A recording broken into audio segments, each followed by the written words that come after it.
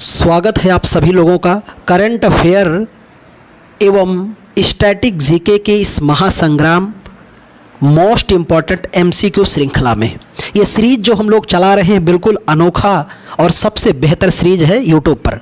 शुरुआत करते हैं उसी सीरीज के आगे के सवाल करंट अफेयर और स्टैटिक्स के इस धुआंधार एमसीक्यू में। प्रश्न नंबर 61 से आज हम लोग देखते हैं। इसके पहले का वीडियो बिल्कुल आप जाकर के फ्री में देख सकते हैं इसी चैनल पर। शुरुआत करते हैं। पहला सवाल ही आज का है, हेलन और मिल्टन चक्रवात कहाँ पर प्रभावित किया है? ऑप्शन है अमेरिका, वियतनाम, चीन और डी ऑप्शन हो जाएगा जापान। तो इसमें सही आंसर क्या हो जाएगा? अमेरिका में। हेलन और मिल्टन चक्रवात ये कहाँ पर आए थे? अमेरिका में। आप सभी जानते हैं साइक्लोन दो प्रकार के होते हैं।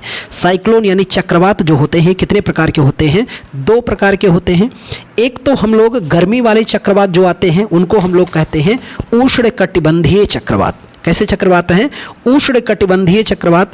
और दूसरे होते हैं ठंडी वाले चक्रवात जिन्हें हम लोग कहते हैं शीतोष्ण कटिबंधीय चक्रवात। कौन से? शीतोष्ण कटिबंधीय चक्रवात। तो हेलन और मिल्टन ने कहाँ पर भयंकर तबाही मचाई है? अमेरिका में। अब बात किया जाए कि कुछ परंपरागत चक्रवात जो इस चक्रवात का स्वरूप जो आया था, इसके अलावा कुछ चक्रवात जिन्हें आपको ध्यान में रखना है स्टैटिक में। जैसे बात किया जाए हरिकेन चक्रवात, तो हरिकेन चक्रवात कहाँ प्रभावित करता है? तो हरिकेन चक्रवात है यूएसए का। हरिकेन कहाँ का है? यूएसए का। बात करते हैं टाइफून चक्रवात, तो टाइफून कहाँ पर आता है? चीन व जापान में। चीन और जापान का जो प्रमुख चक्रवात है उसका नाम क्या है? टाइफून। क्या नाम है? टाइफून। बिली चक्रवात, बिली चक्रवात ये कहाँ का है? ऑस्ट्रेलिया का। हरिकेन चक्रवात अमेरिका का, टाइफून चक्रवात चीन और जापान का, बिली ऑस्ट्रेलिया का। भारत में इसे चक्रवात कहते हैं। भारत में क्या कहते हैं? चक्रवात। एक ऐसे ही चक्रवात का नाम है टारनेडो। क्या नाम है? टारनेडो, जो कहाँ पर? मैक्सिको की खाड़ी यूएसए में बेहतर रूप से प्रभावित करता है और बड़े तीव्र गति का चक्रवात है टार्नेडो। तो ये कुछ नाम भी ध्यान में रखना। एक चक्रवात का नाम है वागियो। वागियो चक्रवात कहाँ पर आता है? फिलीपींस में। कहाँ पर? फिलीपींस में। इन नामों के साथ आगे बढ़ते हैं और अगले सवाल को देखते हैं। बिल्कुल अगला सवाल आपके सामने है। अरब सागर में आने वाले चक्रवात आसना, नाम क्या है? आसना, जिसका नामकरण किसने किया है? तो ये चक्रवात आया कहाँ है? अरेबियन सी में। कहाँ पर आया हुआ है? अरेबियन सी। ये भारत का पश्चिमी भाग है, यहीं पर है अरेबियन सी, और इधर पूर्वी भाग में है बंगाल की खाड़ी। तो अरब सागर में आया चक्रवात असना, और असना का नामकरण किसने किया है? तो असना का नामकरण किया है पाकिस्तान ने। किसने? पाकिस्तान। ऑप्शन है श्रीलंका, ओमान, बांग्लादेश, पाकिस्तान। तो इसने किसने नामकरण किया है? पाकिस्तान ने। अगले सवाल पर अभी हम लोगों ने इसका स्टैट बात किया था। अब इसका आप कमेंट करके आंसर बताएंगे कि बिली चक्रवात का संबंध किस देश से है? अमेरिका, चीन, जापान और ऑस्ट्रेलिया। देखते हैं कि सबसे पहले इसका आंसर कौन सा विद्यार्थी करता है। अगले सवाल पर आते हैं मित्र। जापान में चक्रवात को क्या कहते हैं? अभी हम लोगों ने इस पर भी बात किया। तो ऑप्शन है हरिकेन, साइक्लोन, बिली, टाइफून। तो आपको कमेंट करके बताना है कि जापान में चक्रवात को क्या कहते हैं। आप जानते हैं जापान की राजधानी क्या है? तो जापान की राजधानी क्या है? टोक्यो। जापान की राजधानी क्या है? टोक्यो। और जापान की करेंसी क्या है? येन। जापान की मुद्रा क्या है? येन। राजधानी क्या है? टोक्यो। और जापान में ही दो बम गिराए गए थे, आपको याद रखना है। एक हिरोशिमा पर और दूसरा नागासाकी पर। ठीक है, हिरोशिमा और नागासाकी दो द्वीपों पर, यहाँ के दो स्थानों पर बम गिराए गए थे। अगला सवाल है कि बिपरजॉय चक्रवात का नामकरण बांग्लादेश ने किया है। बिपरजॉय चक्रवात का नामकरण किस देश ने किया है? बांग्लादेश ने। यह चक्रवात कहाँ पर आया था? ऑप्शन है अरब सागर, भूमध्य सागर, अरल सागर, बंगाल की खाड़ी। इसका सही आंसर हो जाएगा अरब सागर। अरब सागर का ये 2023 का पहला चक्रवात था बिपरजॉय। ये नाम भूलना नहीं, इसे याद रखना। अगले सवाल पर बात करते हैं जो अभी हाल में ही खूब तूफानी कहर बरपाया और बड़ी सशंकत गतिविधियां बनी हुई थी हमारे भारत में इस चक्रवात को लेकर। भीषण तूफानी चक्रवात दाना किस तट को प्रभावित किया है? ऑप्शन है आपके उड़ीसा, केरल, महाराष्ट्र, गुजरात। तो सही विकल्प इसका क्या हो जाएगा? उड़ीसा। और इस दाना चक्रवात का नामकरण किसने किया है? कतर ने किया है। किसने किया है? कतर ने किया है इसका नामकरण। दाना चक्रवात का नामकरण किया है कतर ने। अगले सवाल पर आते हैं हम लोग। 2025 में 18वां प्रवासी दिवस कहाँ मनाया जाएगा? ऑप्शन है चेन्नई, लखनऊ, भुवनेश्वर, गांधीनगर। सही विकल्प क्या हो जाएगा? भुवनेश्वर में मनाया जाएगा। कहाँ पर? भुवनेश्वर में। और भुवनेश्वर जानते हैं राजधानी है किसकी? उड़ीसा की।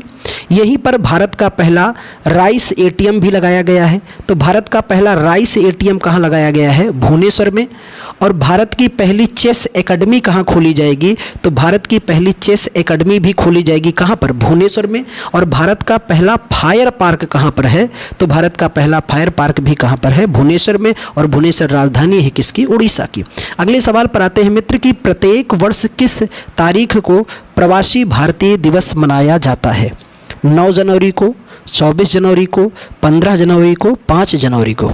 इसका सही आंसर क्या होगा? 9 जनवरी को, क्योंकि इसी दिन 9 जनवरी 1915 को महात्मा गांधी जी अंतिम रूप से दक्षिण अफ्रीका से कहाँ आ गए थे? तो साउथ अफ्रीका से अंतिम रूप से भारत पहुँचे थे गांधी जी। कब? 9 जनवरी 1915 को। पर ये प्रवासी दिवस मनाए जाने की शुरुआत कब हो रही है? सन 2003 से। कब से हो रही है? सन 2003 से लक्ष्मी मल सिंघवी समिति के सिफारिश पर यह दिवस मनाया जाने लगा। कब से? 2003 से यह दिवस मनाया जा रहा है। अगले सवाल पर आते हैं हम लोग। हरनी अमरसूरिया कहाँ की प्रधानमंत्री बनी है? अभी हाल में ही हरनी अमरसूरिया कहाँ की प्रधानमंत्री बनी है? ऑप्शन है श्रीलंका, भूटान, मॉरिशस और नेपाल। तो सही विकल्प क्या होगा इसका? श्रीलंका की बनी है। और ये श्रीलंका की दूसरी महिला प्रधानमंत्री बन चुकी हैं। और यहीं की पहली महिला प्रधानमंत्री थी एम भंडार नायके, जो दुनिया की पहली महिला पीएम बनी थी, जिनका नाम क्या है? नाम था एम भंडार नायके। वो किस देश की थी? श्रीलंका की। और श्रीलंका की दूसरी महिला प्रधानमंत्री कौन बन गई हैं? हरनी अमरसूरिया। अगले सवाल पर चलते हैं हम लोग। अब श्रीलंका की राजधानी क्या है? तो कोलंबो। और दूसरी क्या बनी है? श्री जयवर्धनेपुरम राजधानी बन चुकी है कहाँ की? श्रीलंका की। अगले सवाल पर आते हैं हम लोग। क्लाउडिया शिएनबाम कहाँ की पहली महिला राष्ट्रपति बनी है? ऑप्शन है मैक्सिको, जापान, ब्रिटेन और कनाडा। तो सही ऑप्शन इसका है मैक्सिको। मैक्सिको की पहली महिला राष्ट्रपति कौन बन गई? क्लाउडिया शिएनबाम। मैक्सिको की राजधानी क्या है? Mexico city. क्या नाम है? Mexico city. और मैक्सिको तट पर जो चक्रवात आता है, अभी हम लोगों ने बात किया, उसका नाम है टारनेडो। क्या नाम है? टारनेडो। और बात किया जाए तो मैक्सिको की करेंसी क्या है? Mexican peso. क्या नाम है? मैक्सिकन पेसो यहाँ की करेंसी है। अगले सवाल पर चलते हैं दोस्त। आईआईटी मद्रास ने, सवाल है आपका, आईआईटी मद्रास ने भारत के बाहर अपना पहला परिसर कहाँ खोला है? ऑप्शन है तंजानिया, सऊदी अरब, जापान और जंजीबार। तो इसका सही विकल्प क्या हो जाएगा? तंजानिया में खोला है। आईआईटी मद्रास ने अपना पहला परिसर भारत के बाहर कहाँ पर खोला है? तो तंजानिया में।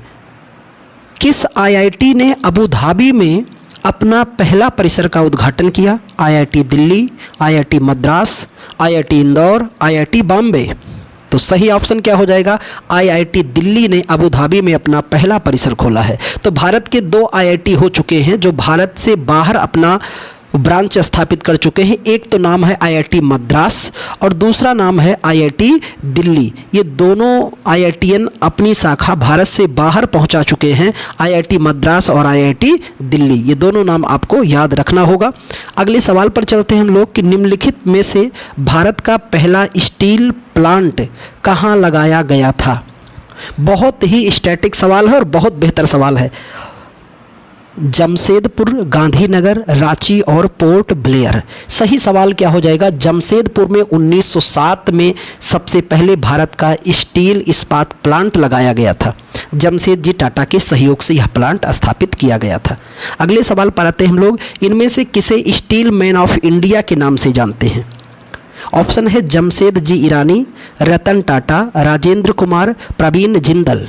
तो सही विकल्प क्या हो जाएगा? जमशेदजी ईरानी।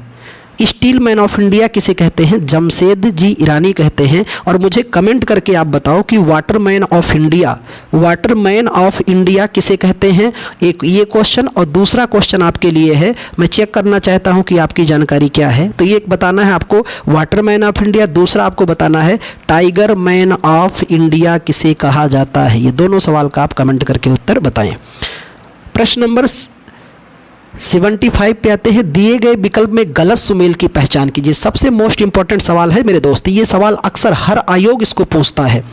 दिए गए विकल्प में गलत सुमेल की पहचान कीजिए। राउरकेला उड़ीसा, भिलाई छत्तीसगढ़, दुर्गापुर पश्चिम बंगाल, बोकारो उड़ीसा। तो इसमें गलत सुमेल क्या है? बोकारो उड़ीसा। बोकारो का सुमेल किससे होगा? झारखंड से होगा। किससे होगा? झारखंड की इस्पात फैक्ट्री है। अगले सवाल पर आते हैं कि इनमें से कौन सा लौह इस्पात संयंत्र द्वितीय पंचवर्षीय योजना में स्थापित नहीं किया गया? विकल्प है राउरकेला, भिलाई, दुर्गापुर, बोकारो। कमेंट करके मुझे बताओ इनमें से कौन सा इस्पात संयंत्र द्वितीय पंचवर्षीय योजना में स्थापित नहीं हुआ। ऑप्शन है राउरकेला, भिलाई, दुर्गापुर, बोकारो। सही ऑप्शन क्या हो जाएगा? बोकारो। ये तीनों के तीनों सेकंड पंचवर्षीय योजना में स्थापित थे। बोकारो तीसरी पंचवर्षीय योजना के तहत स्थापित किया गया। अगले सवाल पर आते हैं, वर्ल्ड स्टील एसोसिएशन का मुख्यालय कहाँ पर है? दुबई, जिनेवा, बर्लिन और ब्रुसेल्स। तो सही ऑप्शन क्या हो जाएगा? बर्लिन में इसका मुख्यालय है। अगले सवाल पर आते हैं कि भारत में पहली स्टील सड़क कहाँ पर बनाई गई है? नई दिल्ली, सूरत, अहमदाबाद और सूरत। तो सही ऑप्शन क्या हो जाएगा? सूरत। तो भारत में हीरा अनुसंधान केंद्र कहाँ पर है? सूरत। सूरत किस नदी के किनारे है? तापी नदी के किनारे है। किस नदी के किनारे है? तापी नदी के किनारे शहर है जिसका नाम क्या है? सूरत। और भारत की पहली स्टील सड़क यहीं पर बनाई गई है। कहाँ पर? सूरत में ही बनाई गई है। देश में राष्ट्रीय पुलिस स्मारक कहाँ पर स्थित है? नई दिल्ली, चेन्नई, कोलकाता और मुंबई। तो सही ऑप्शन क्या हो जाएगा? नई दिल्ली में स्थित है राष्ट्रीय पुलिस स्मारक। और राष्ट्रीय पुलिस स्मारक दिवस हम लोग कब मनाते हैं? प्रत्येक वर्ष 21 अक्टूबर को राष्ट्रीय पुलिस स्मृति दिवस मनाते हैं। और साथ में इसी दिन विश्व आयोडीन अल्पता दिवस भी मनाया जाता है। कभी 21 अक्टूबर को। ट्रैफिक नियमों के उल्लंघन की नज़र रखने के लिए सिटीजन सेंटिनल ऐप किस राज्य ने शुरू किया है? पंजाब, झारखंड, केरल और कर्नाटक। तो सही ऑप्शन क्या हो जाएगा? केरल ने शुरू किया है। भारत का सबसे शिक्षित राज्य केरल। मसालों का बागान किसे कहते हैं? केरल को ही कहा जाता है। और भारत का पहला जेंडर पार्क भी केरल में स्थापित है। साइलेंट वैली नेशनल पार्क किस राज्य में है? उत्तराखंड, गुजरात, तमिलनाडु और केरल। ये प्रश्न मैं आप तक छोड़ता हूं और इसका सही आंसर कमेंट करके मुझे आप बताएं कि साइलेंट वैली नेशनल पार्क कहाँ स्थित है। एक प्रश्न ये, और दूसरा प्रश्न ये रहेगा कि भारत का पहला नेशनल पार्क कौन सा है? भारत का फर्स्ट नेशनल पार्क कौन सा है? ये दो प्रश्न आप कमेंट करके बताएं।